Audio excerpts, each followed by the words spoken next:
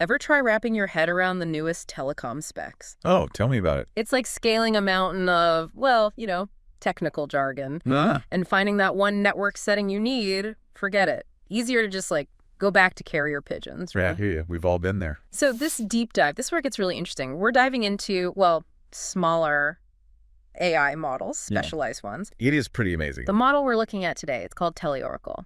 Ah, yes. Like, imagine AI that's not just a jack of all trades, but a master of one. Very specific one. Exactly. Why have one AI to rule them all Mm-hmm. when you can have smaller, super focused experts? You're right. And Right. that's the idea behind this research paper we're looking at. It's called TeleOracle, Fine-Tuned Retrieval-Augmented Generation with Long Context Support for Networks. Mouthful, I know. Mm-hmm. But it really digs into what smaller, laser-focused models can do, especially in a field as complex as, well, telecom. Before we go full-on matrix here, break it down for us. What is TeleOracle in, plain English? And why should we Right. care? TeleOracle, it's a specialized AI built to answer your telecom questions.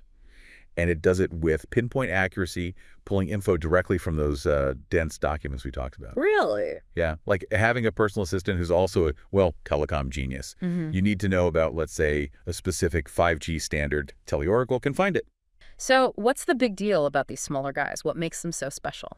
Efficiency, plain and simple. They're designed to do way more with way less, which is huge GE when you think about it. Because a lot of this AI processing, it might not be happening in some far-off data center. It could be happening right on your phone. Whoa, okay. So you're saying that instead of relying on a data center hundreds, thousands of miles away, my phone could be doing the heavy lifting itself. Faster response times, less lag, all because of these smaller AI models. It's all about striking that perfect balance, performance, and the efficiency. And that's exactly what this paper is trying to do. That sounds incredible. Sign me up.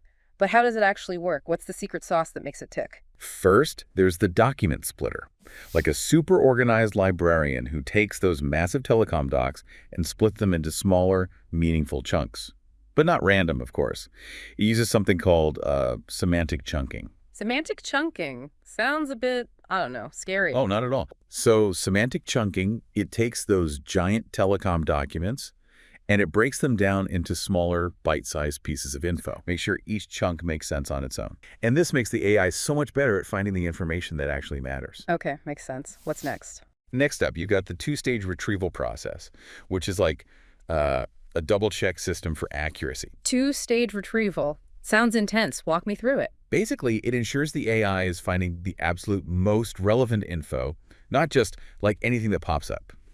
So first there's this broad sweep, right? Like looking for anything that could be useful. Okay, so cast a wide net first. Yes. Okay. And then TeleOracle gets way more picky, uses a much more focused approach to zero in on those really important snippets of information.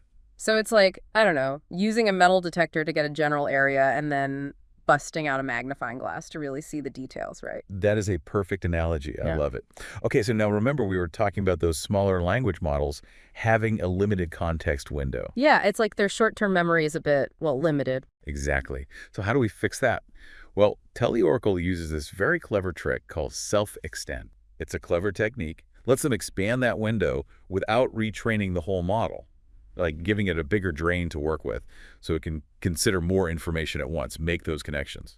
And finally, we've got the fine-tuning process, which uses these things called LoRa and QLoRa. Laura and Kilora, catchy, but what do they actually do? Okay, picture this.